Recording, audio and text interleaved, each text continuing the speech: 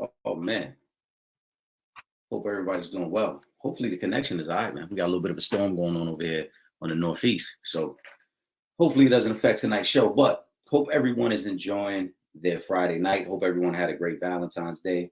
It's a holiday weekend, so I hope everyone has a 3-day weekend, is able to enjoy it. But more importantly, man, we got some sports to get into. I want to thank all the supporters. I want to thank all the questions and comments. We got a lot of people coming in on the comment section tonight. We got a lot to get into. We're gonna get to all these questions. Will Gordon should be joining me shortly. So, like I said, we're hoping that his connection is solid as well, guys. If for whatever reason we do have some connection issues, just bear with me. As I mentioned, we are kind of in the middle of a storm here in the Northeast, so we'll try to get to everything. We'll try to get through the show as smoothly as possible. But before we start to get to the questions and comments, I want to remind everyone, make sure you subscribe to the Sanchez Show over on YouTube. Make sure you subscribe to Real Fans Real Talk. Trip Young and I know we took a little bit of time off.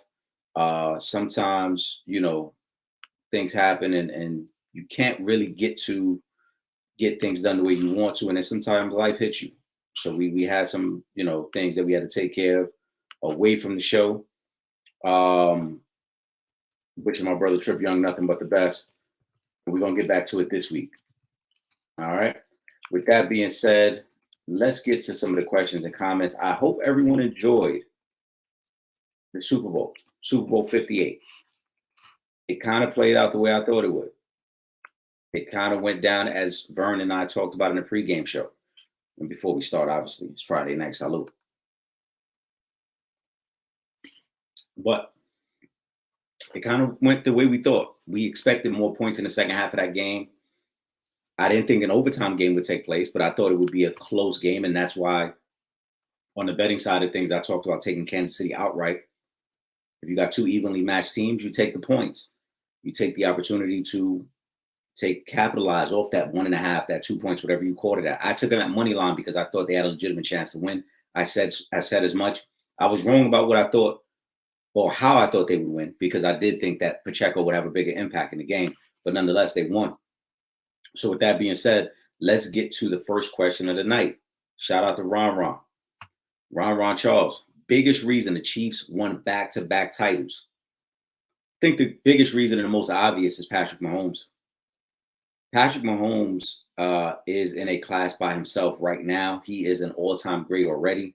One of the questions that we got during the pregame show that night was, if he won this Super Bowl, his third in 5 years, would that put him amongst the all-time greats and put him in the GOAT conversation? I said yes. I've been saying it since before they won last year. I thought he was already in the conversation. But he is the biggest reason. You look at their playoff success the last 2 years. Obviously, the rest of the league has caught up to them a little bit. No Tyreek Hill, so they don't have the explosive offense that they once had. But you look at how clean of a game he's played, the mistake-free football he's played. I thought he was phenomenal on Sunday again, even with the interception. I thought he was phenomenal throughout the playoffs. Will Gordon, give me a thumbs up once you're ready. So we'll bring you on camera, man. But he is the biggest reason. Shout out to Will Gordon. Will is in the building. What they do, baby? What's good, bro? How y'all feeling? How's everything tonight, man? Everything is good, man. Listen, we got a lot of questions and comments to get to, man. I think we got more than enough questions and comments to carry us through at least an hour, because we had the comments started coming in around 7 o'clock. As always, salute. Salute, my dude. Salute. I'm taking it light now, man. My weight loss journey, you know what I'm saying? Hey, no, that's a beautiful thing. I'm taking it light tonight too. Like I said, I just poured a little something because I know that's what we do on Fridays, but I am taking it light. For sure. But Ron's question, that was the first question of the night. Brought it up. I was just getting to this. He wants to know biggest reason the Chiefs won back-to-back titles. I'm gonna say 2 reasons: Patrick Mahomes and Andy Reid. If Andy Reid decides to continue coaching, then the Brady and Belichick record is going to be in reach. Because for real, if Andy Reid wants those accolades, all he has to do is keep drawing up those plays and put other coaches around him throughout the rest of his career that can carry it out. He can almost be like a CEO type of coach going forward, as long as you got Mahomes at quarterback. We ain't seen nothing like this before. Um, Sky's the limit for them. But I think that's the reason, to answer Ramon's question, that they won back-to-back uh, titles is because of that quarterback and that head coach. When you got that marriage and and like everything's hitting on all cylinders between the two of them, the chemistry they have, it seems like between the two of them, they're simpatico. It's going to be trouble.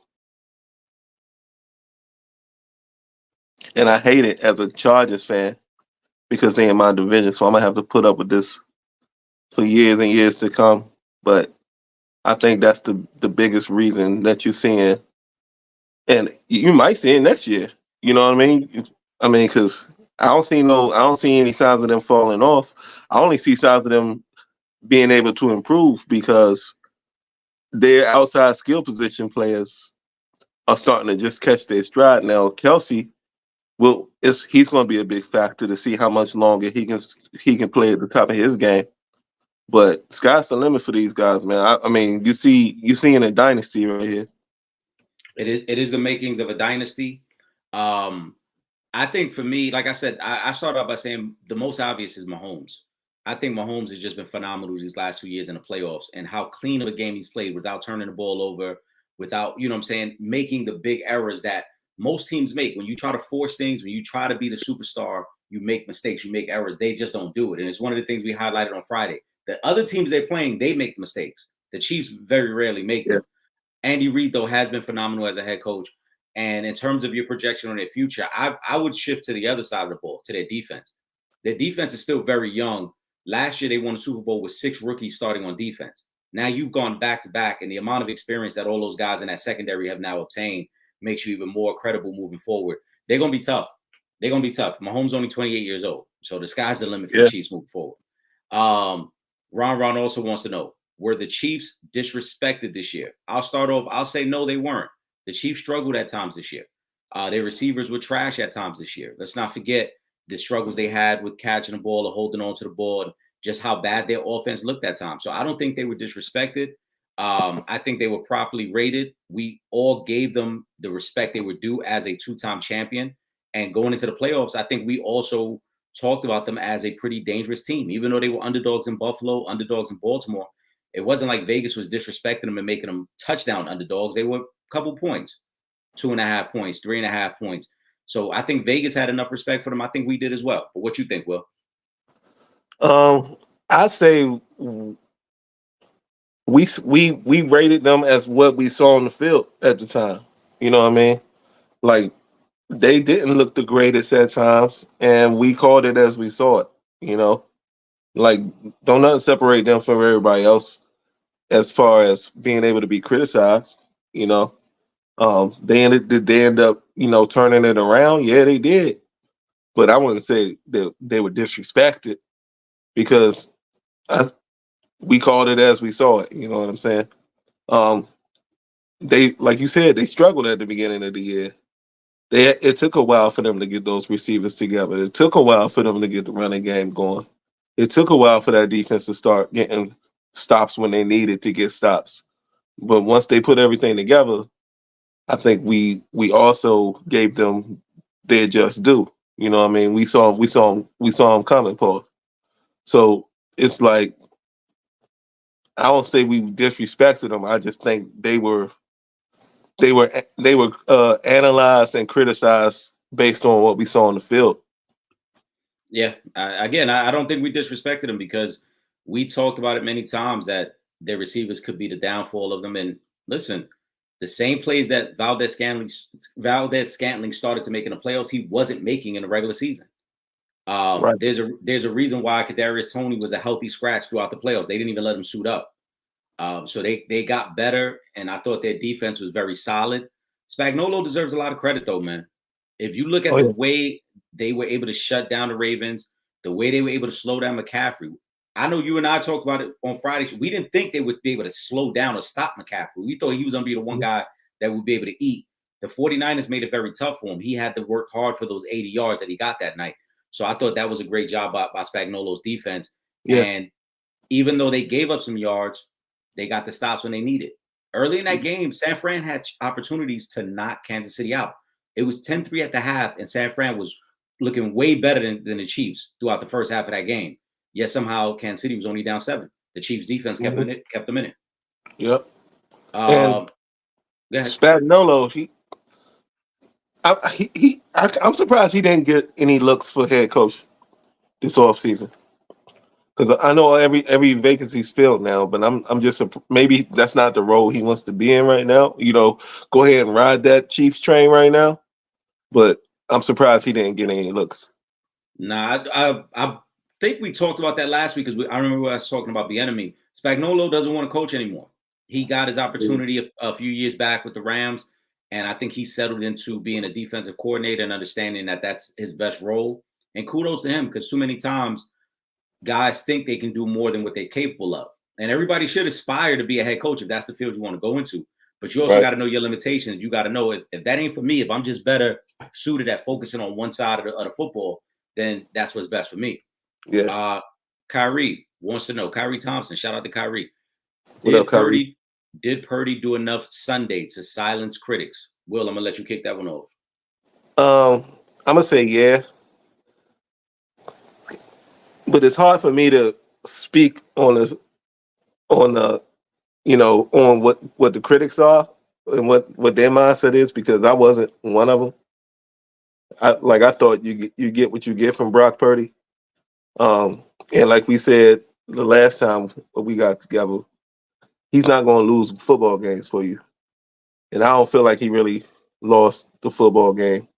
I think they just got a little bit out schemed at the end of the day. Going forward, is Brock Purdy going to be their future? That's going to be something for their brass to decide. But I think if they would if they would let Brock Purdy go, I think it'd be at least 10 to 13 teams that would go ahead and take a chance on him. Did they lose because of him? No. Did he do enough to silence their critics? I mean, his critics? I'm gonna say yeah, because I mean they did go to overtime. You know what I mean? It's not like you look at that game and say, well, Brock Purdy blew it because of this, or Brock Purdy blew it because of that. I think it was a collective failures from the 49ers that made them lose that game. So did Purdy do enough? I'm gonna say yeah, because what did we really expect from Brock Purdy? That would be the bigger question is from his critics, what did you expect in the first place? You know what I'm saying? Were you expecting Brady? You know what I mean? Or were you expecting like dude that won the Super Bowl for Tampa Bay back in the day? Brad Johnson. What kind of performance were you expecting? What were you thinking you were going to get? You know what I'm saying? So since I'm not a critic of his, I can't say that he silenced him, but I didn't see anything from the game that would make his critics say, I told you so. First of all, I think it's silly that Brock Purdy even has critics. He's a 7th round draft pick. Yeah. No matter who you root for, no matter what team you like or that you watch on Sundays, no one ever gets excited about the 7th round pick and think that they're going to have an impact. So the fact that this guy's been your 7th round pick, Mr. Irrelevant, and has quarterbacked you to an NFC Championship game and then a Super Bowl, that should in itself should be enough to silence the critics. Mm-hmm. But to take it a step further in what you mentioned, Will, you're right. He didn't lose the game Sunday. He didn't make the critical mistake. He didn't do anything boneheaded that we talked about. Like previous rounds, he threw some passes that could have been intercepted. There weren't any of those passes on Sunday. He made the throws he needed to make. He made the plays he needed to make. And on 2 separate occasions late in that game, he gave the 49ers the lead. He gave them the lead 16-13. Granted, you got to hit the extra point, which gets blocked. But he gives them the lead there, and he gave them the lead in overtime. He did his job as the quarterback. He made the plays to put you in position to possibly win the Super Bowl. So there should be no critics about Brock Purdy. I do want to go back to something you talked about last week when we talked about if the Niners lose and how they would have to reshuffle things. It will be interesting to see if they will be aggressive for a quarterback this offseason. Because I think this is the second time they lost both close Super Bowls to the Chiefs. And both times there's little plays here there where you could be like, man, if we could just make that one throw or make that one big play, we probably could beat the Chiefs. And I wonder if the Niners double down and even get more aggressive to try to go after a quarterback like a Kirk Cousins because of his relationship with Kyle Shanahan, thinking that Kirk is an upgrade. I'm not saying Kirk is an upgrade. Kirk has never had the type of playoff success that Brock Purdy has had. Granted, Kirk has never played with this amount of talent either.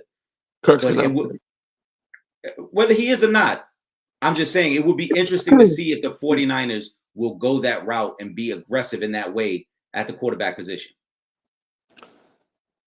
I think that's about the only way that they would go. I don't think it's going to be like in the draft or, I mean, who else is really out there in free agency that is going to move the needle? The relationship with Kyle and Kirk Cousins is very intriguing. Mm-hmm. They had he had a lot of success in Washington, got a lot of paychecks based on Kyle's daddy drafting him the same year he drafted RG3, notoriously, as we all know. We know how that played out. But that is something to keep an eye on in the offseason. Kirk to San Francisco, I'm telling you, people would put them, they put them right back in the Super Bowl again as far as Vegas. If Kirk was under center with those weapons, because he's never had weapons like that before across the board. Like, I mean, he had Justin Jefferson for what, a year? Mm-hmm. He's had Justin Jefferson for 2 years. But Jefferson's been hurt though, you know what I mean? Yeah, and he's hurt. And he's basically been the best player of, I mean, on San Francisco, you got guys all across the board, you know what I'm saying? 1, 2, 3 at receivers, tight end, a dual threat at running back. Like, I think that would be a problem if you had Kirk in there. Because look what you asked Brock Purdy to do with that offense. And Kirk is a much better quarterback than Brock Purdy, in my opinion. So I think if you put Kirk Cousins behind under center on that team, and then you got he's already got the connection with the left tackle in Trent Williams. And Trent Williams from their days together in Washington, which is a big thing too. I think if Kirk Cousins was to go to 49ers, they'd be the favorites to come out of the NFC to go to the Super Bowl next year. I agree with that statement because even right now, Vegas already has them pegged as the favorites. Vegas already has them pegged as the favorites for next year, even without any changes to their roster. So adding Kirk, I would assume that would strengthen their stance there. And then you don't even have to get rid of Brock Purdy because he's still on his rookie deal, so he can be the backup. Yeah, you got probably the best backup in the league. Yeah, you could. There's some things like I said. My thing is just the intrigue on if they would be that aggressive, because we've seen it both ways. We've seen teams who will be ultra aggressive and it does work out, right? We saw it with Tampa. We saw it with the Rams a couple years ago. You get ultra aggressive and you say, this is the piece we need, and it works. We've seen it the opposite too. Not to compare because I don't think they're the same type of quarterbacks, but when the Ravens won it with Trent Dilfer, they assumed that it was an upgrade to go with Elvis Grbac, who probably was a better quarterback, but it ruined the locker room. It completely ruined the locker room, and the Ravens were never the same with Elvis Grbac as the quarterback, even though talent-wise he was better. I'm not saying that would happen with the 49ers. I'm just intrigued by how it would play out, because if you're in that locker room and you've watched the work Brock Purdy's put in, and you know, man, Brock got us a Super Bowl. If Kirk come in, Kirk got to be flawless, because the moment that Kirk struggles, is going to be like, let's go back to Brock, because we know we're winning with Brock. Right. So, it's all them different layers. And that's to the point that you made last week. They now have to become more aggressive. San Fran, they're all in with this roster. They're going to have to make some tough decisions on Brandon Ayuk. They're going to have to see what they can do to keep him. But they're all in on this roster. And as I highlighted last week, when you look at them and they show the layout, the depth layout on that team, there's all pros everywhere. Left tackles are all pro. two receivers are all pro, tight ends are all pro. The damn fullback is an all pro. This team is built to win right now. Do they get ultra aggressive, or are they willing to at least go one more time with Brock Purdy? Let's see. Shout out to D-Man. He wants to know, is Mahomes the most box office athlete right now? Go ahead, Will. Across the board in all the sports? Yeah, that's the only way I can interpret it. Yeah. We're going to say the major sports, is he the most box office? Whew. Man, I would say that's kind of tough. Man, I'm gonna say no, and I'm gonna give the most box office to a guy in a sport I don't even watch, but I pay attention because of him. I got to give it to Shohei Ohtani right now. That's the most box office athlete because he's on the field on offense and defense. Pat Mahomes is only on the field on offense. I say Mahomes is third, actually. Just for me, I'm gonna say Ohtani because he makes me watch highlights of a sport that I don't even care about. And then I'm gonna have to say number two, when healthy and when his mind right. That boy down Memphis, man. That boy Job be making me. He brings me to the TV, man. But Mahomes, as far as football goes, yeah. But across the board, I gotta give respect to these other dudes doing anything in the other leagues too. I understand. I like the Ohtani take. I've had an issue with Major League Baseball and the way they promote their stars for a long time, and maybe that'll change now that Ohtani's actually with the Dodgers as opposed to the Angels. But I don't think Ohtani gets enough publicity. I don't think he's marketed right at all by Major League Baseball. He's a guy that the whole campaign should be about Ohtani, like you said, because he is on the field every day, whether as a hitter or as a pitcher. Yep. So he is the perfect marketing tool. And the fact that they had him and Mike Trout on the same team in Major League Baseball never found a way to capitalize on that. It's just poor marketing by them, But it's real. One factor is he don't speak the language. Yeah, but I don't think that really matters though, because Ichiro was a global star and he didn't speak the language. And the Mariners found a great way to promote Ichiro all the years he was there. I just think that Major League Baseball has never leaned into it. And it's not just Ohtani. They never leaned into their young stars. I said it for years when Bryce Harper was with the Nats. Bryce Harper was baseball's version of LeBron James, coming out of, like, the dude dropped out of high school to go to community college so he could enter the draft sooner. Yeah. Right? We saw, and like, paying it up in Vegas too. Yeah, and going crazy playing high school baseball out there and all these highlights. And it was right at the beginning. It was the cusp of when, like, YouTube was really starting to take over as a primary content provider. And Major League Baseball kind of just let it go. Like, this was a kid that was doing everything different. The haircut was different. The style was different. He played with a different swagger, and they just never promoted it. And I never understood that for Major League Baseball. He was prime real estate for them.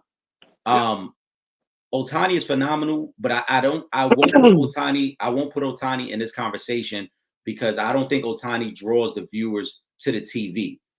I understand you said, personally, yes, I agree with you. When he's playing for me, I watch, and like you said, I'll even go back and watch the highlights to see what he did for the night. But if you're telling me there's a game on and people are going to pay attention, I think it is Patrick Mahomes now. I think Patrick Mahomes has elevated himself into that Tom Brady level, into that upper echelon level, the Steph Currys of the world, the LeBrons of the world, where the casual fan starts to pay attention whenever Mahomes is playing. The casual fan doesn't know who Ohtani is. The casual fan, they might know about Ja, but Ja hasn't played deep enough in the playoffs for people to really care about it yet. But the casual fan, because football is that one day a week, and because their playoffs is set up the way it is, one game elimination is do or die, I can see why, like D-Man mentioned, he probably is the most box office guy, because when that game is on for those 3 hours, you're locked in. You're talking about Patrick Mahomes, and you want to see if he's going to do something crazy. And especially now that we put him in that conversation of potential greatest quarterback of all time, every game moving forward is going to be showtime for Patrick Mahomes. People are going to be locked in. Shout out to Kavon. He wants to know, Kyle Shanahan blows third double-digit lead as head coach or offensive coordinator in Super Bowl. How much has his rep as a coach been tarnished? I'll start this one off, but I'm going to give you credit on this one, Will, because you talked about how important it was for him to win this Super Bowl based on his reputation. His reputation has been tarnished, not only because he lost for the third time with a double-digit lead, but the fact that after the game, we started to hear 49ers say they didn't know the overtime rules. That is a major blunder by Kyle Shanahan. You had 2 weeks to prepare. There should have been no scenario that your team wasn't ready for. Your team should have known every scenario, every possible outcome, and how they were going to handle every outcome. And for guys to immediately say, we didn't know the rule, we weren't aware that they were going to get a possession. And then the clip came out today supporting that because Kyle Juszczyk, the fullback, there's a clip of him on the sideline when they win the coin toss, when he's about to go to field and he sets it off and score. He goes, wait, but if we score a touchdown, they still get the ball, right? And the OC goes, yeah, they still get the ball. And he has this look on his face, kind of like, then why are we not kicking off? Why are we taking the ball first? So Kyle Shanahan, his reputation, not only because of the losses, but his team wasn't prepared. Yeah, that was very Ron Rivera-esque, in my opinion. Like you say he had 2 weeks to prepare. You're supposed to know that rule in the preseason. You know what I'm saying? You had a season to prepare for that. You know what I mean? Like, how are you not ready for that? It's inexcusable. It shows a lack of preparation. It shows arrogance, and it shows that like it's a pattern at this point. You know what I'm saying?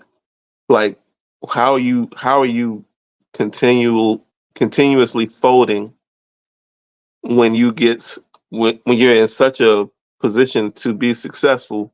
How do you continue to give games away? And I just see it as pure arrogance as a coach and thinking, you're the smartest dude in the room. I heard like this, I forget who told me this, but if you think you're the smartest dude in the room, you're in the wrong room. You know what I'm saying? And I think that's what, because Mike, his daddy was the same way. Okay, so he got it from his daddy. So I ain't gonna blame him. But that's you know what I'm saying? At some point, man, you gotta break that chain and make it more about team and about the people around you than about self-ego. I'm not even mad that they lost because I feel like what you said with the news coming out that they didn't even know the rules. It's like, man, that's inexcusable. You know what I'm saying? And like Kevon said, it's the third time. You know what I mean? Like if you keep doing the same thing over and over again, expect a different result. That's insanity. Yeah, his reputation, like I said, it's everything. It's everything, as you mentioned.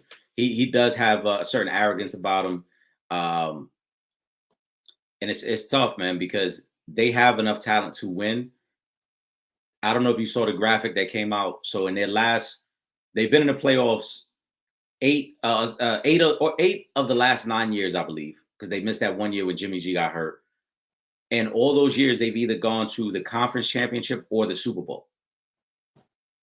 Wow. Like, I mean, that in itself is almost unheard of. Like, you're telling me you're one of the Final Four teams every year, and yet you can't find a way to get over the hump. All of that isn't on Kyle Shanahan, right? But some of that is like something's got to give. Your adjustments got to get better. Your preparation, something's got to be better for you to take that next step. You can't be that close every year and not find one way to win.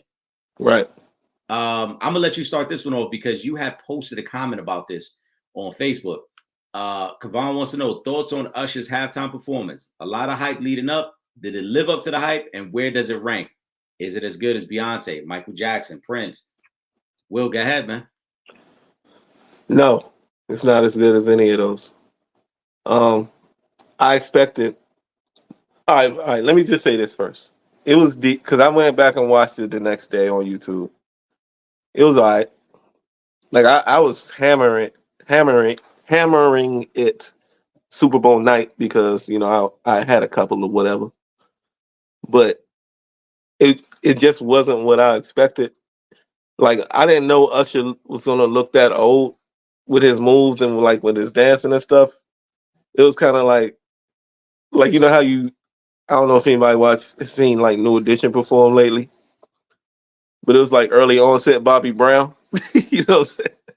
'Cause Bobby don't really got them moves no more, and I just felt like it was kind of if the beginning of the performance was kind of lazy to me, and I didn't like the cutaways from all the like he do one line from a song and then cut to the next song and then cut.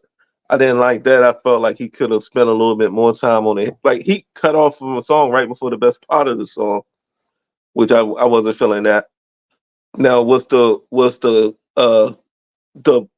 the way they set up the show with all the dances and all that? That was kind of hot, but I ain't really think it took off until like the guest performance came out. Like I don't like if it was just Usher all night, I would have been super blown. Pause.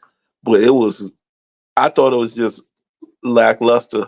Like I've seen him perform live before, and I've seen him perform better than what I saw from the Super Bowl. No, I'm gonna say Kevon. I'm not putting Beyonce up there in like the all time joints. I'm not putting Michael Jackson up there in the all time joints, but I am. My top two is, and you can argue about the third is the Dr. Dre joint and the Bruno Mars joint. That Bruno Mars joint was, and I went back and watched that because I was like, man, this. Oh, actually, yeah, that's my top three is in no particular order. It's the Dre joint, the Bruno joint, and the Prince joint, and then everybody else just falls in behind them. The performance was okay. I thought it was more hype than substance because we had heard all week about it's supposed to be the longest halftime show ever. They extended its time, and then like you said, as it went on, it was like I guess I was expecting them to lean into a couple songs a little bit more, and instead it was like they were just cutting them short to rush through. And it was almost like he wanted. It was like he wanted to get the catalog out there as opposed to just focusing on some bangers. Mm-hmm. And like you said, then it got better as it went on. So it wasn't the greatest performance. I wouldn't rank it all time. I think to rank all time is super tough as well because the camera angles and the sound are better now than what we got 25 years ago on some of these halftimes. But in terms of if I want to rank it amongst recent ones, you said it best. In terms of Rock Nation put together halftime shows since Jay has taken over that category for the NFL, the Dre and Snoop joint in Cali is the best one that Rock Nation has put together. This one did not live up to that. I thought the Bruno Mars from a couple years ago was dope. I thought the Weeknd joint from a couple years ago was dope. This one was okay. I didn't think it was great. It was okay. And I think, but like with the Bruno Mars joint, it was carried by the talent, not by the background production. You know what I'm saying? That's where that one made me. That's where that one stood out for me because Bruno, it was like his introduction. Like, yo, I really do this. Yeah, he wanted to show out at And that. he brought out Anderson .Paak too? Yes. Yeah, that was serious. Yeah, it was a great performance. That was a lot of talent. That was a lot of just strictly talent-based brilliance on the stage that night. It was a great performance. We got a lot of great questions, man. Shout out to all the supporters. We're gonna get to every question tonight before we wrap up. I know we will.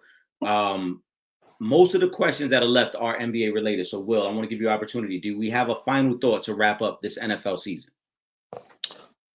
Man, it's hard to see it go, but as we know, the NFL is a year-long cycle now. Kudos to the Chiefs being able to pull it off when a lot of us thought, this might not be their year. We saw a lot of coaching changes in this offseason. It's going to be exciting to see where a lot of teams go next year. Chargers, Harbaugh. But it'll be exciting to see, what teams can do under their new regimes. But shout out to the teams that gave minority coaches opportunities. Mm-hmm. And poor Eric Bieniemy. Where you going, bro? You going back to Kansas City? Yeah, that's where he's going. You think so? He going back to Kansas Yeah, City? I think they're gonna bring him back on the staff, and they're gonna try to either elevate him from within, or they will publicly state that he is calling the plays to help him get that next Mhm. job. Have they announced the Super Bowl halftime for next year yet? No, they have not announced that. But I'm waiting on the odds because I think because it's in Nolans, I think it's going to be some sort of cash money, no limit type of collab. Wayne, I Lil think Wayne. Wayne got to be there. Wayne got to be part of that performance. It's in New Orleans. Wayne has to be a part of that performance. It's gonna be the Super Bowl halftime show led by Silk the Shocker. Just like I mean, I don't think we need Silk. We don't need Silk, but Currency gonna be out there, giant. All them Nolans dudes gonna be out there. it's gonna be crazy out there. I'll say this for my final thought before we get to some of these NBA related questions. It was another great NFL season. I know there are people, and we hear it all the time. People who say, "Oh man, I want to see a new team win. I don't want to see Kansas City win again. I want to see a fresh face." As a sports fan, I actually enjoy when we see these mini dynasties, because I personally feel like when you see this type of greatness, this level of greatness, it forces the other great players to elevate their game. Right. And so now that the Chiefs have laid claim to these last 6 years, right? They've been to 4 of the last 5 Super Bowls. They've won 3 of them. They've been to 6 AFC Championship games. Now, not only is the target on their back gotten larger, it forces the other great quarterbacks to have to be better. Now I want to see how Lamar's going to respond, how Jalen Hurts is going to respond, how Joe Burrow is going to respond, how Justin Herbert, how Josh Allen. There are a lot of great young quarterbacks in the game. And Mahomes is the guy. There's no debating that. He is the guy. Now I want to see how the other great young quarterbacks respond. Y'all should take that personal. You should be the guy who wants to beat the Chiefs next year and eliminate them from the playoffs so that you can start to etch your own greatness. That's why, to me, I appreciate when we see these moments of greatness and a dynasty, because it forces the other young great players to elevate. Yeah, it makes a lot of Davids trying to take down Goliath. Right. It now, like I said, we're going to learn a lot about some of these other young guys and if they're ready to step up to the challenge. Shout out to Vernon Brownlee. I see you in the comments, Vern. Let's get to some NBA related questions. Will, you're going to start this one because I know you got some strong opinions on this. The Warriors, earlier this week, it was leaked out by Ramona Shelburne and some other people. And Woj, I believe, tweeted it as well. The Warriors have reached out to the Lakers about trading for LeBron James. Should LeBron have wanted to pair with Steph? Shout out to Justin on that question, too. We appreciate it. Absolutely, LeBron should have wanted to team up with Steph. If he's talking about all this championship legacy stuff, like that, come on, man. Like, why wouldn't you have done that?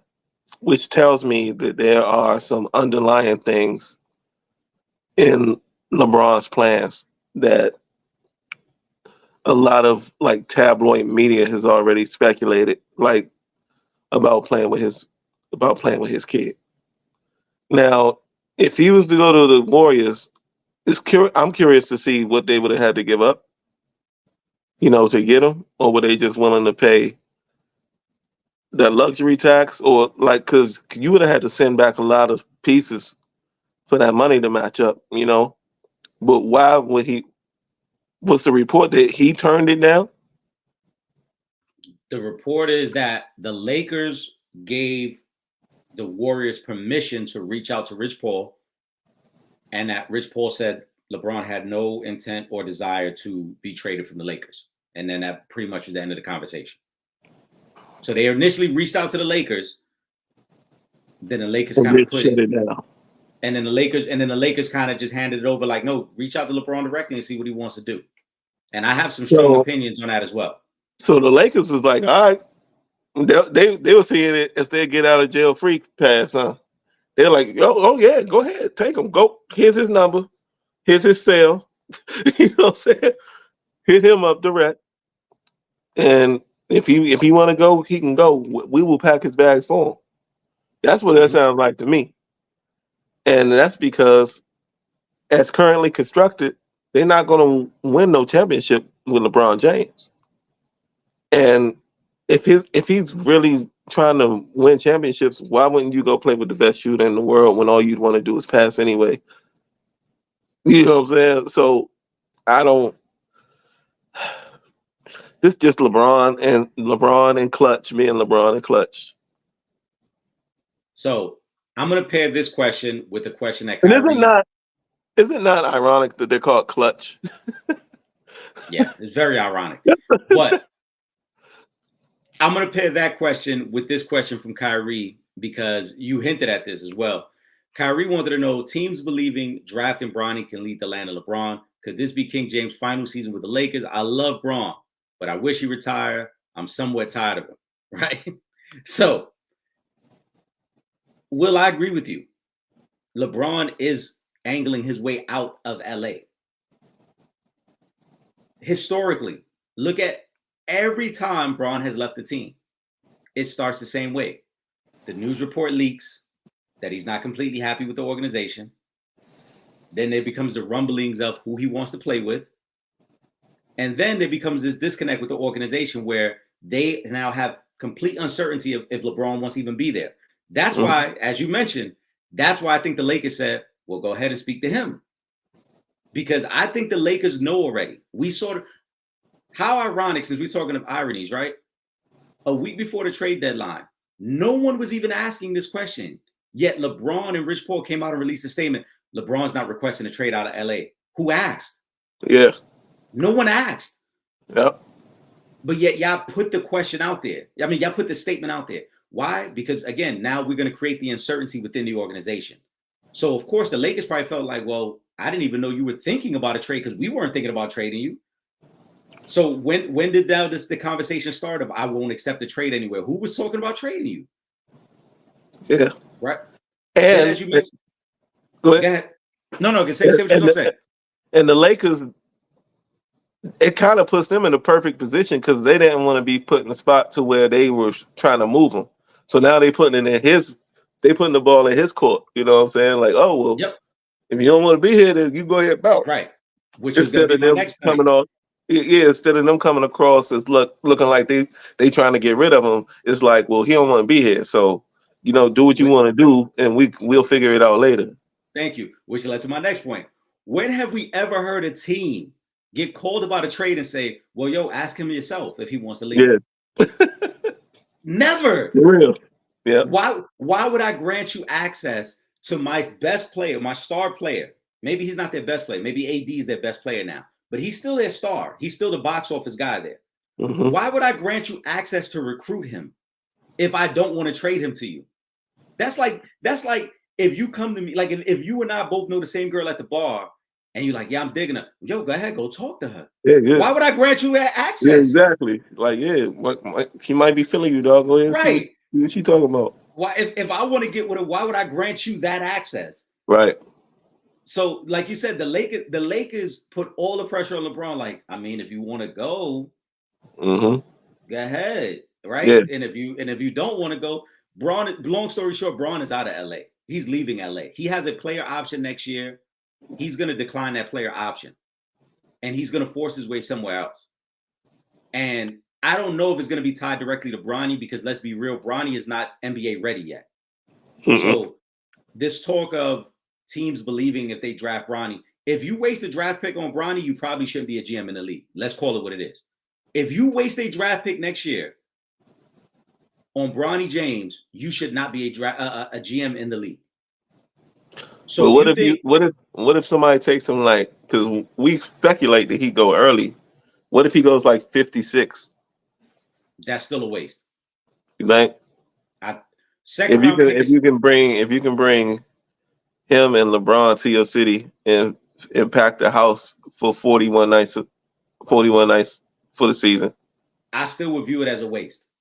I think that so if you draft him in the second round, you're still guaranteeing him money over, I believe, the first 2 years of that deal, right? And obviously, the lower he gets drafted, the less money he's guaranteed.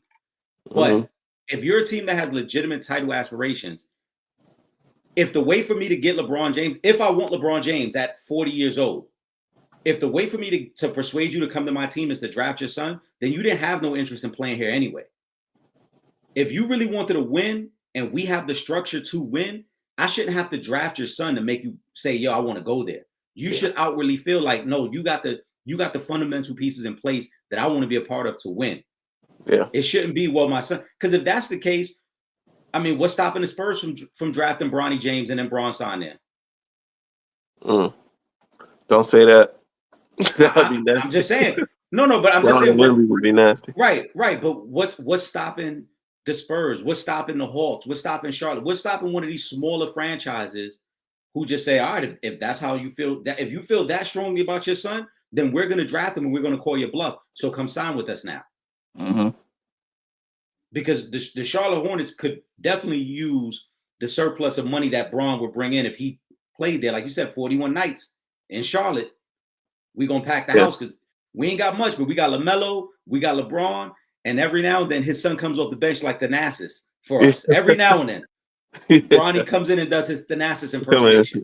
And clean up work. Yeah. So if that's what's intriguing Bron, then Bron's not trying to win. But more importantly, Bron is angling his way out of LA the way he's done in every other stop. There's no organization, no credible GM will ever allow you to speak to their player, their star player, and say, yeah, go ahead, call him and see what he want to do. And then after they call him, then the report states that then after that, they called Jeannie Buss back and said, yeah, he said he want to stay in LA. If you Jeannie Buss, you were supposed to already know that. I didn't need you to tell me that. And it's like with LeBron, every time when he feels like he's not running the organization anymore, that's when he pulls the same shit every time. Yep. And like I said, all you got to do is read the tea leaves. How ironic, right before the trade deadline, here comes Bron pulling this shit. Why? Because he wanted them to mortgage any little bit of future they had left to go make a trade. Yep. So now that they didn't make the trade, right, it's nothing new. We've seen this before. Let's not be surprised, guys. So now that nothing happened and they didn't trade for anybody, he's going to be super unhappy. He will leave. He will decline that player option. And then the Lakers will be in a tough spot of we're damn sure ain't giving no 3-year contract to a 40-year-old, who got the type of miles that he got on his body. No disrespect to Bron, but it is what it is. You don't invest long-term in that player. So then he'll have his free reign to leave and go wherever he wants to go. And then what we'll start to hear is some of the comments that Kyrie Irving made this past offseason when he said, yeah, I was actively recruiting LeBron, because then LeBron will look at teams that already have 2 stars in place and see how he could fit in. Yeah. That's why I'm surprised he didn't take a look at the Golden State situation. But that's what tells me Bronny wouldn't have fit on the roster. Yeah, but the thing about the Golden State situation that I think scared LeBron, because we know, and we can't ignore this, Bron is very sensitive to the opinions about him. If he went there, he's seen the way people have crucified Kevin Durant. People would have flamed LeBron. Yeah. For trying to join up with Steph, and not only joining up with Steph, but then doing it in Golden State. Here you go again, going to another man's team, trying to win. Yep. And that would have been the narrative, whether right or wrong. And as you mentioned, it's the greatest shooter the NBA has ever seen. For LeBron, this is the perfect pairing, a guy who could space the floor the way Steph can. But he knows that will never be my team. I will never be accepted there. If I didn't feel accepted in Miami, I will never feel accepted in Golden State. Yep. I can't go there. Justin also has another great question here. Why isn't Jason Tatum at the top of the MVP race? He should be top 3. Is he being disrespected by the media and fans? I'll start this one off. Top of the MVP race and top 3 are 2 different conversations, Justin. I completely see him being in the top 3. He is the best player on a team with the best record in the league. He's averaging something like 27, 8, and 4, somewhere in that range. So I get it. But if you're telling me he should be at the top, or why isn't he at the top of the MVP race, it's simple. Because as Will Gordon calls him, that doughy white boy from Denver, he's at the top of the MVP race. Yeah. That's why Jason Tatum is not number 1. But go ahead, Will. That's exactly why, because Jason Tatum, is he a star? Absolutely. But is he the most valuable player to their team? Absolutely not. Um, if you take Jalen Brown off that team, then it's a whole different Boston Celtics team.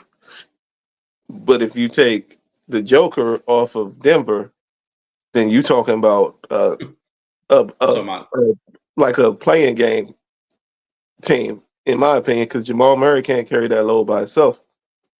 It's about MVP stands for most valuable player, not best player, most valuable. And Joker has the argument to be both. You know what I'm saying? He's one of the best players in the league, and he's definitely more valuable to his team than Jason Tatum is to the Boston Celtics. I think it just comes down to that. Yeah, I listen. I can't agree more with you. Tatum will get votes, and top three is fair because we know MVP is a narrative. So again, if you're the best player on a team with the best record, yes, you should get votes. And his numbers aren't bad. His numbers are really good. But if you're saying who should be the MVP, it's Joker. It's the guy out west. It's the defending champs, the best player on that team who held them down even when their second best player went down. Joker is the MVP, and I don't think I don't think it's disrespectful by media fans because we got to remember we're just getting now to the All-Star break. The MVP conversation will start to pick up after this weekend. That's why you don't hear many people really talking about what their order is of MVP right now. They might say, yeah, such and such should be in a conversation. Like personally, I think Shea Gilgeous is a top 3 MVP candidate, but that case will get stronger after we come out of this weekend. When we get out of this weekend and we get closer to the more meaningful basketball, because that's another part of it too, Will. It just hasn't been meaningful basketball right now. Right. Yeah. They've just been going through the motions at this point. Yeah, it's just been going through the motions. When we start to get into March and April and those games start to mean more, then we'll have a better indication of who's MVP. Shout out to everybody in the comment section, man. If you don't know already, if this is your first time tuning in, locking in with us every Friday night, 9 p.m. sharp, this is what we get into. Sometimes we give you movies, we give you music. Sometimes we give you sports. Do your thing. But yeah, make sure you lock in with us every Friday night, 9 p.m. Make sure you subscribe to the YouTube channel. Stay on top of the alerts. Follow me on social media. It's Legend in 2 Games completely spelled out. Shout out to Will Gordon. Shout out to Vernon Brown Lee. And we're going to get to Ron Ron's question. And I'm going to start this one off, Ron Ron. Warriors have been on a little run. Lost 1 game to the Clippers. They lost a close game to the Clippers, too. They played them tough. So why are they playing so well now besides Curry playing out of his mind? Kuminga just has become a monster. So it's both those points. I also think that, and we'll focus on those 2 points first. Steph has just been phenomenal this year. And I think the last few years, Steph has upped his game a little bit more, understanding that the pieces around him just haven't been as great. Kuminga has grown into his own game. Shout out to Kuminga for staying the course and not getting frustrated with the ups and downs of the NBA. Understanding, just keep working on my craft, keep working on my game, and we'll work out. But I also think the other part of this is the Warriors, like most veteran teams, they take a little while to get going. It's like an old car. You got to warm it up a little bit longer. They just take a little while to get going. And now that they started to get going, they're starting to play a little better. Curry's gotten better with his rotations. Early on, I thought they were forcing a lot of minutes to Clay because they wanted to get him going. Once they realized that didn't work and he moved to the bench recently, Kerr has gotten better with his rotations. Kuminga has stepped his game up. And the Warriors, like a good veteran team, are starting to get better as the season goes on. Go ahead, Will. The Warriors know how to play out the season. They know what's going on right now. I think they take, up until this point, they treat it like a long preseason.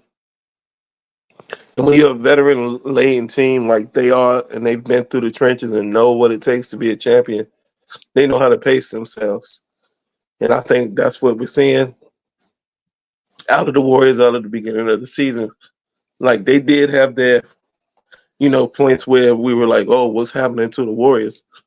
But I think in-house, they never had any worries or any doubts. I think they know what they're doing. Steve Kerr is a veteran coach that knows how to pace his players. He's been around them for a long time. And I think here, like you said, going into March and April, we're going to start seeing things turn up. Now, I agree. because it's no reason to, like, let's face it, as the NBA season is too long. Okay, they don't take the beginning of the season serious. To me, the season don't even start till Christmas Day.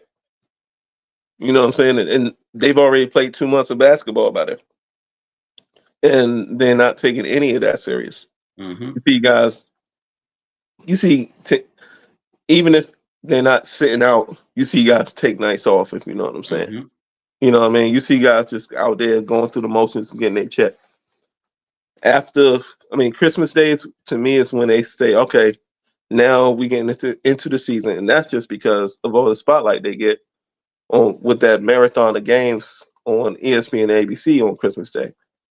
Then they start to ramp it up a little bit more heading into Valentine's Day because the All-Star games are always right around Valentine's Day, and they trying to turn up for their little side pieces and chicks and whatever to show off for them. Then after Valentine's Day, you're getting into the trade deadline where guys are trying to show their worth. Then you're getting into the seedings and the positioning for playoffs. That's when it really starts to ramp up.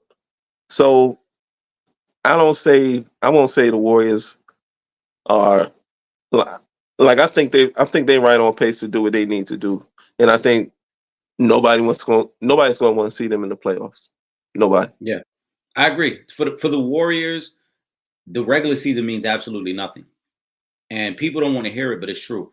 When you're a team that has played and as many big games as the Warriors have, and made as many finals runs as they have, you don't care who you got to play. Your most important thing is to be healthy when the playoff time comes. Yeah. So it means nothing for them to win 55, 60 games and oh, hey, look, we got the second best record. That means nothing for them. They don't care who they have to play and what round, road, home. It doesn't matter to them. But if they are healthy, they stand a far better chance of making a deep playoff run than, oh, well, we had a great regular season, but look at the miles we had to put on our guys. Look at the wear and tear we got going into playoffs. So now, as we come out of this All-Star weekend, I promise you, you're going to see the Warriors now start to buckle down a little bit more, as Will mentioned, and start to gear up understanding, hey, look, we only got 35 games left to the playoffs. We only got 25 games left. You're going to start to see them ramp up a little bit more, getting ready. And I agree. I think when we get to that final week of the regular season, we're going to be talking about the Warriors as a team that teams are going to try to avoid in the first round because you don't want to face a team that is that battle tested. And Ron, question to you: a healthy Warriors team in the playoffs, who would you take between them and an upstart OKC? I'm taking the Warriors. You got to take the Warriors. I'm taking the Warriors. You see what I'm saying? And OKC, they've been doing great all season. You know, been in the top three of the West the whole year. But once you get in that, you know what I'm saying, they don't know what it takes to win NBA playoff basketball. It's different to go on winning streaks in the regular season. It's different because everybody's not going as hard as you will pause. So it's because you're young and you know what I mean, you getting after it. But then when them real lights come on and you playing half court basketball and it's not all up and down, because playoffs is when half court basketball comes back. You know what I'm saying? And when you're not just running up and down and you know what I'm saying, it's a different thing. It's a different beast out there. So I'm taking the Warriors over all these young upstart teams in the West right now. And that's because they've been there, they've done that, and they still are capable. It's not like they washed up dudes. You know what I'm saying? Yeah. And if they get there healthy by pacing themselves through this regular season and then get there healthy, they're going to be a problem. I 1000% agree. And the example you gave is no different than last year. Memphis had the number 1 seed, but they had to play a veteran Laker team in the first round. Yep. And what happened? The veteran team, like I said, half-court basketball ruled the day. Slow down the game. You got to execute. You got to find a way to win those last 6 minutes of every quarter. And the veteran teams know how to play that style. For the young teams, it becomes very frustrating. The scouting report is completely different in the playoffs when I can just focus on one team. You're not catching me on back-to-backs. You're not catching me on the third game of a road trip.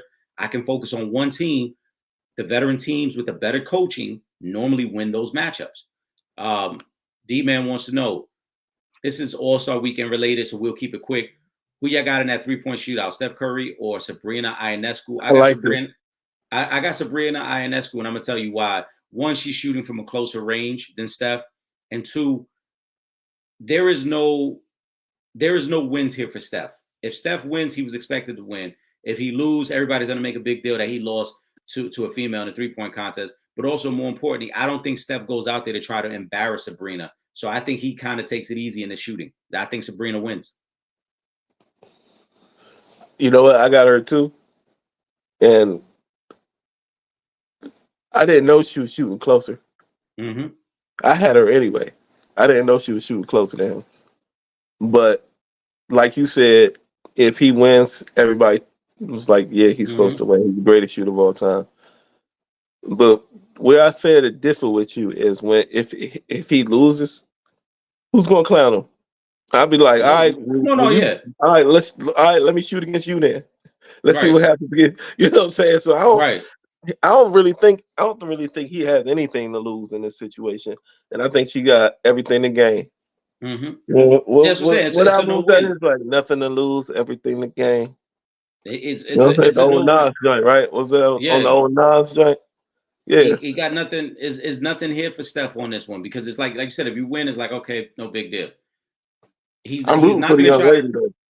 I am too, but we also got to remember, NBA, WNBA, obviously they're in bed together. It's a business.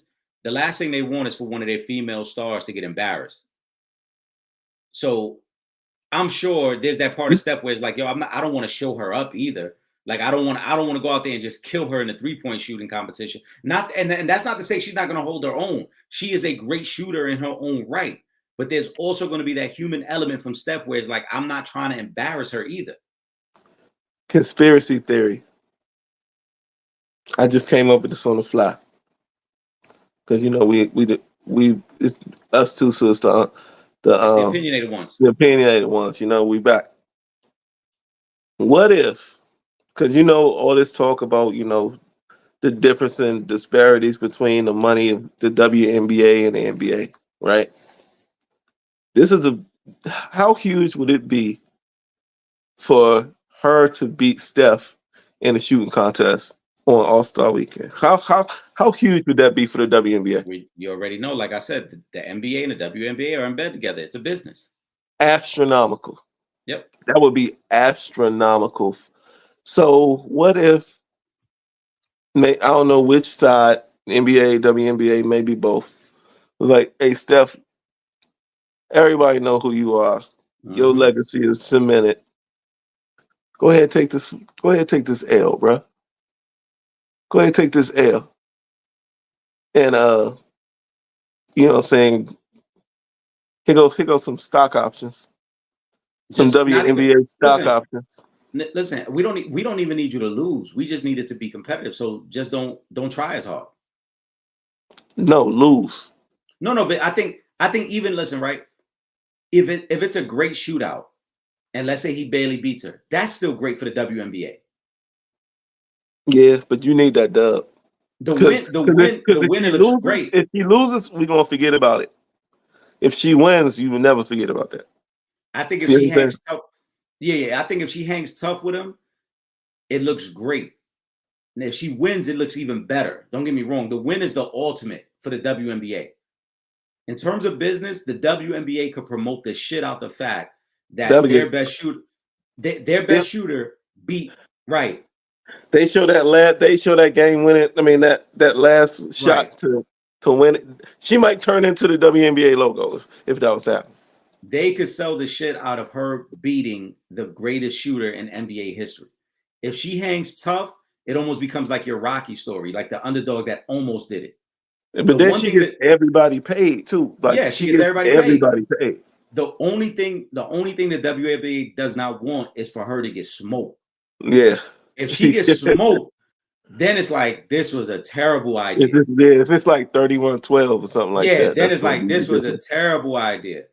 And so, like I said, there's that part of it too, like you said, the conspiracy part. But if you're realistic, you can't tell Steph, like you can't tell Steph to miss because it's like his shot is his shot. I can maybe not try as hard, maybe I short arm a couple, but like are you gonna tell me not to make every shot? Like I'm gonna make shots. I can't help it. I'm gonna make shots. So is she though. I didn't know she was shooting closer. Yeah, so she's shooting from like the college line? She's shooting from the college, from the WNBA line is similar to the college line. So it's a little shorter than the WNBA line is shorter than the NBA line. She might pull it off but she's nice though. That's what I'm saying. She's nice. That's what I'm saying. She just might straight pull it off like I'm not regular. Yeah, I'm not shitting on her like she needs the help. She's nice. Yeah. I just think from the business aspect too, it makes perfect sense. Like they would love for her to win and promote that. And like you said, market the shit out of Sabrina Ionescu beat Steph Curry in a 3-point shootout. That's tomorrow night, right? That is tomorrow night. Let's get to a couple more. Let's start flying through some of these questions. Pooh, shout out to Pooh. She had a question. This one, I'm not too big of a fan on the question, but hey guys, the dunk contest. I think with the history of dunks, there's not many more dunks that can wow us. You feel me? Who y'all got in the dunk contest? I got nobody because I'm not paying attention to it. I don't even know who's in it. I'm not even going to lie, yo. I don't even know who's in the dunk. I could look back. I know it was a kid. I heard a kid on NBA radio today that's going to be in it. I think it's Javier something or Javi something. The kid Jaime Jaquez from Miami. Jaime. I'm gonna say him just because I liked his interview today, so I'm gonna just say him. That's all I got. I know Jaime Jaquez is in it. I know Obi Toppin's brother is in it, which is, to me, see, this is the other part that's whack. Obi Toppin's brother. Obi Toppin's brother is in the G League, bro. I didn't even know he was. I didn't even know he had a brother. He's on it. He's on the Knicks G League team. No B Toppin.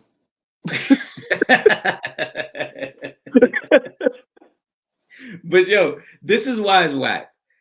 Now we have gotten to the point where the stars of the league don't even want to do the dunk contest. So now we got to grab guys from the G League. From the G League. If you're gonna do that, go to the park and get some of these dudes. Get some of these professional dunkers or whatnot. Yeah, go get these dudes. Because they've been stealing these YouTube guys' dunks for years now. Anyway, they've been stealing their dunks. This might even be more years, but I know for a fact the second year, Mac McClung last year when he won it, he came out the G League. Yeah, he did on the NBA roster. Yep. So, like, what's the point of all these guys doing all these in-game dunks, but then they don't want to be in a dunk contest? What's the point? Because we see guys all the time when they get on a fast break want to get creative with the dunk on a fast break, but then you don't want to be in a dunk contest. Yeah. Man, like all these dudes, like you said, these dudes I be seeing on YouTube and whatnot, put them in. Put them in. I'd rather see them. Nah, Nobi Toppin got it though. That got it.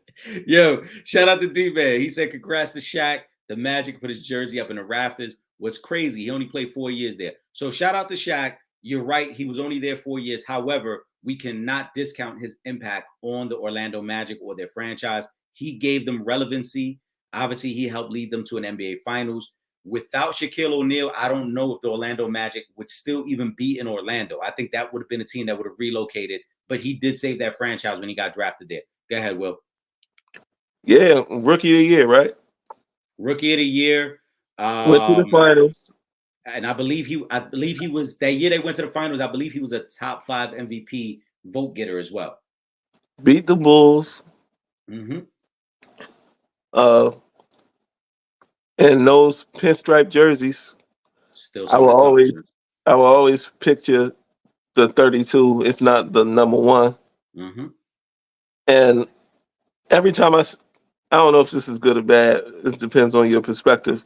But every time I see Orlando Magic jerseys, I think about those Shaq shoes. Them Reeboks, yep. Yeah, you remember them joints?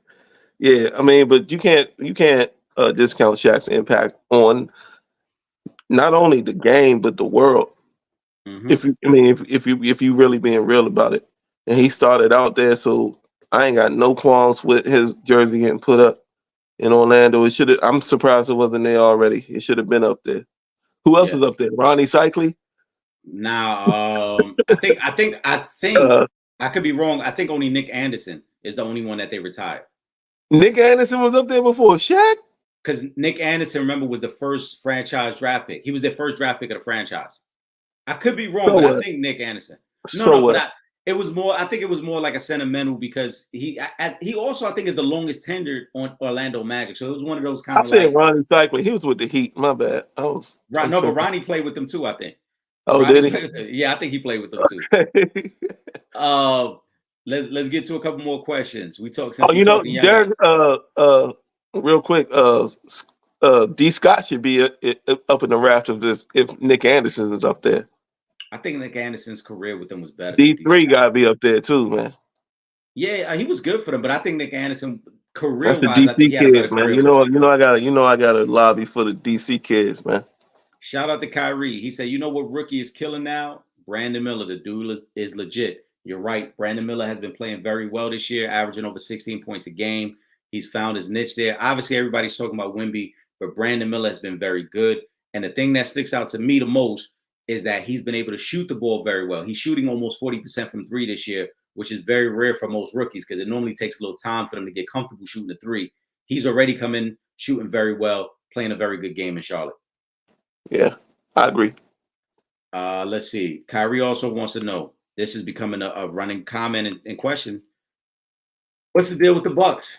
How much is Giannis to blame? I used to hear Dame was on Curry level, but watching them, it's not even close. They play no defense. This was the biggest gripe that I had all along. They play no defense.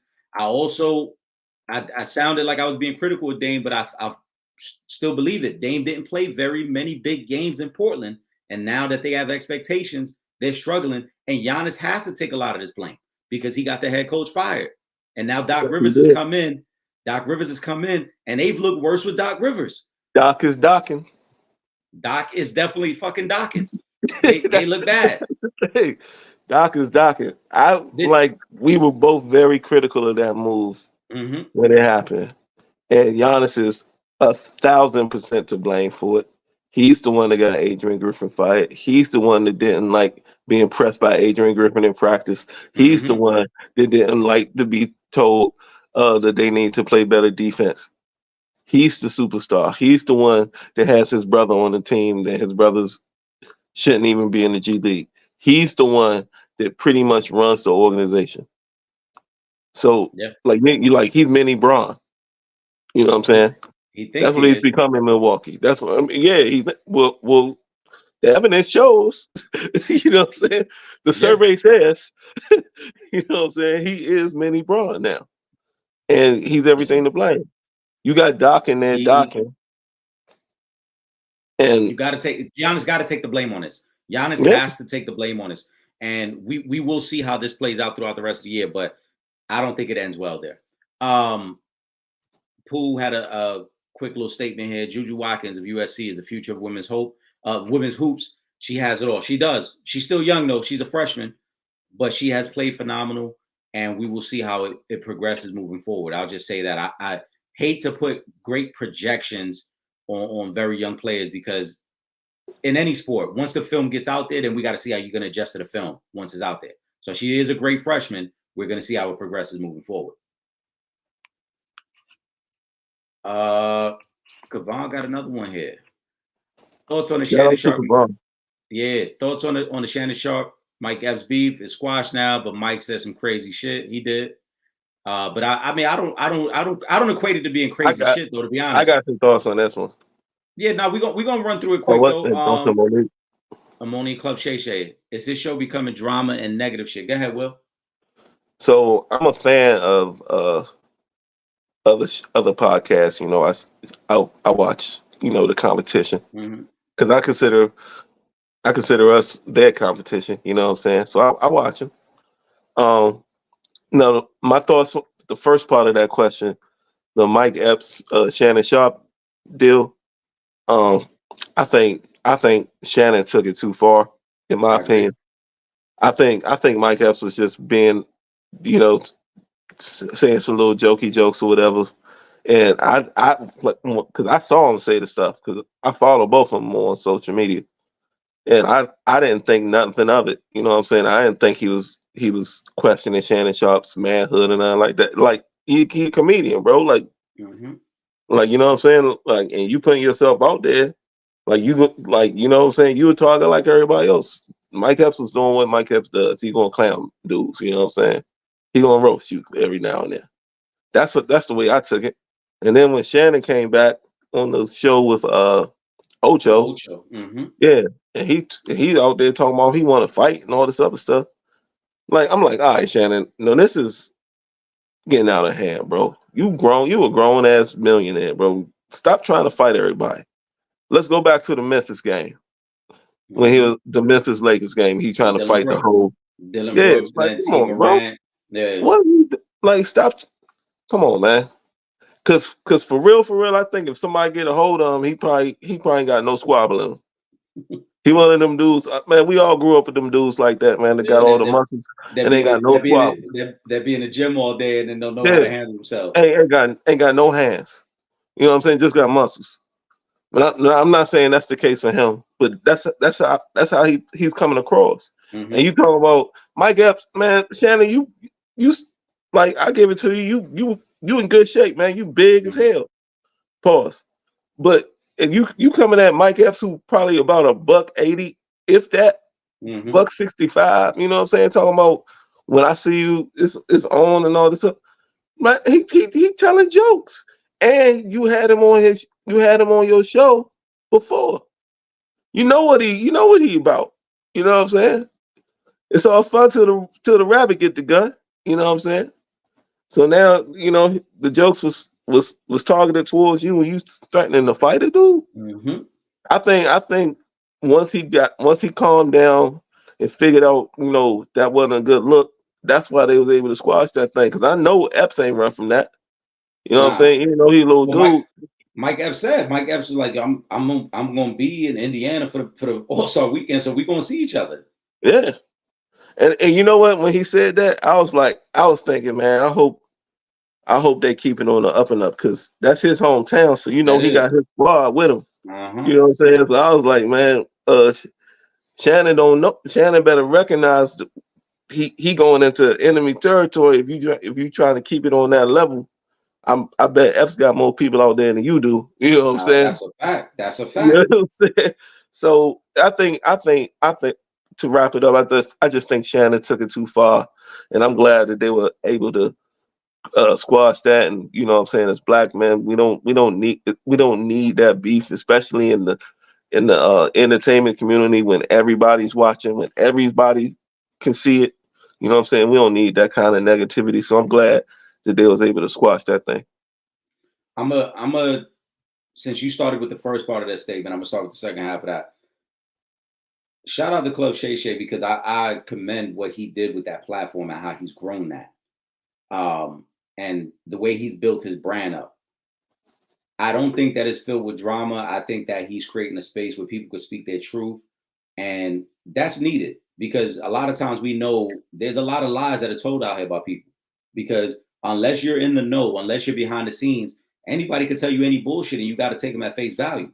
So the fact that he's creating an opportunity for people to speak their truth, I like it. I'm cool with that. The only thing to me that's whack about that whole situation is, as you mentioned, he had Mike Epps on his show before. If you had an issue with Mike Epps, you reach out to that man directly. Don't turn that into more content now where you talk shit about him and then get mad when he responds to you. You know, like, don't do it that way. Like, just reach out to the man directly. If I had you on my show, it should be nothing to be like, yo, what's going on? What's good? Like, I thought we was cool. But for it to play out the way it did, I thought that was whack. But I am glad that they were able to speak. And, they both posted the picture of them talking and chopping it up and like, yo, everything's good now. So I'm happy to hear that part of it. But too often we see cats want to run to social media first to air out the issue as opposed to just reach out directly and let somebody know, like, yo, what's going on? If we good, we good. If we not, then we not. Let me know what's going on. Too often that shit happens. Another thing though, just real quick, I hope we're not falling for the banana in the tailpipe on all accounts on this Club Shay Shay stuff. Could it be brilliant marketing? Oh, it's promo. Because it's great promo. The Cat Williams thing, they did over 60 million views on that thing. Cat Williams going on tour. Yep. down to Mike Epps beef. Guess who got a Netflix special coming out next week? Well, and take it a step further, even Monique, the timing of Monique being on there, because I think 2 days after it aired, Monique started her tour with Cat Williams. With Cat, yep. Yeah. And Epps got his Netflix special coming out next week. So it's kind of, I'm like, Oh yeah, you know that. This can't be be a coincidence. We're gonna be wrapping up here within the next like 10 minutes. So we're gonna go through some of these comments real quick. Again, shout out to Vernon Brown Lee.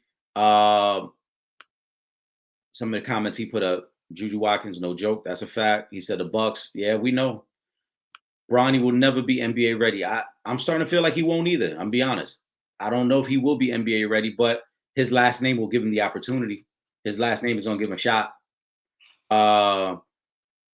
David, a couple questions. David, he said, I'm taking Warriors over both Timberwolves and Thunder. He's referencing the statement you made earlier, Will. They just can't beat the Clippers or Nuggets. I agree with that as well. And that's why that's why I say that I don't want to discount them yet, because they're still good enough to beat some of these teams in the West. They're not good enough to beat the upper echelon teams, but the Warriors ain't no slouch. They still not a team that you want to face in the first round. That might be the only two teams they can't beat. It's the Clippers and the Nuggets. Yeah. Those, I mean, in terms of, they just don't match up well with either one of those teams. They don't have an advantage at coaching, because Ty Lue is a great coach, and we know Mike Malone is a great coach. They don't have the advantage at star power, because we know what the Nuggets have, we know what the Clippers have. So I agree. Those might be the only two. Maybe Phoenix as well. They probably can't beat Phoenix in a series. In a series, Will? I didn't say scared. I'm saying in a series, would you take Golden State over Phoenix? I probably would. Okay.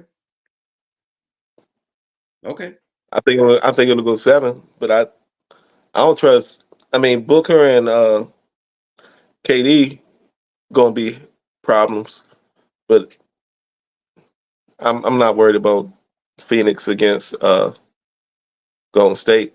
Golden State, I think it's just too battle proven.